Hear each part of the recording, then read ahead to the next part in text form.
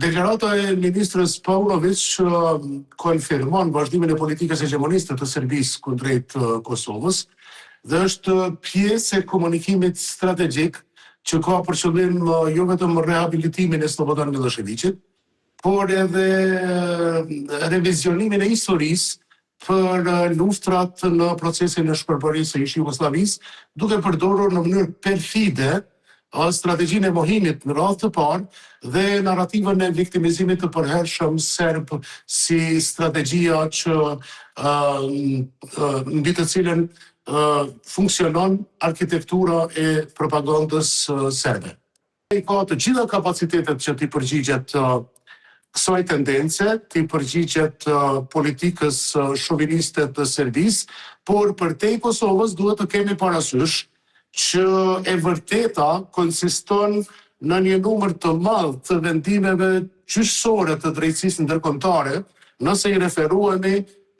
akuzave nga Miloševići dhe deri te zyrtar të tjerë të shtetit serb të dënuar nga Tribunali i Hagës për krimet në Kosovë, nëse i referohemi vendimeve të gjykatave ndërkombëtare dhe gjykatës ndërkombëtare të drejtësisë gjithashtu, e cila e konfirmon gjenocidin e kryer nga forcat serbe në Srebrenic, dhe në anën tjetër natyrisht që përgjigja strategjike e Kosovës ndërlidhet me veprimet e mbledhjes së fakteve dhe dokumentimit të krimeve të Serbisë nga ana e Institutit për Dokumentimin e Krimeve të Luftës në nivelin juridik dhe nga ana e institucioneve të shtetit, përfshi Ministrinë e Punëve të Jashtme dhe rolin e ambasadave, që jo të kthejnë ose të merren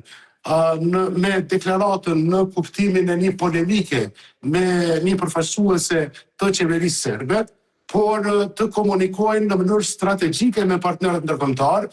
me qëllim që të dokumentohet kërcënimi që paraqet propaganda serbe, përkatësisht komunikimi strategjik i Serbisë, i cili përtej nivelit të mobilizimit nacionalist në Serbi,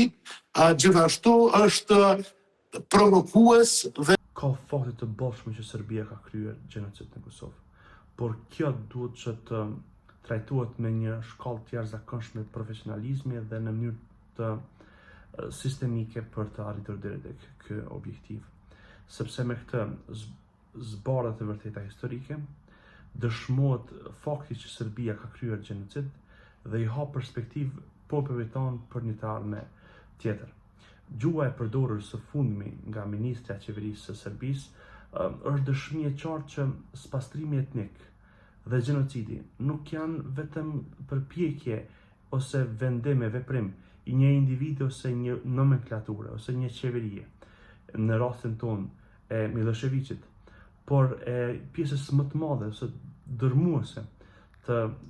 elitës politike serbe që kaq vite pas përfundimit të luftës vazhdon akoma të jetë në narrativën e vjetër, në tregimin e vjetër, që Kosova duhet të spastrohet etnikisht nga shqiptarët dhe të banohet nga serbët. Kjo është kundër vlerave perëndimore, kjo është kundër përpjekjeve serioze të Bashkimit Evropian për të pasur paqe dhe stabilitet.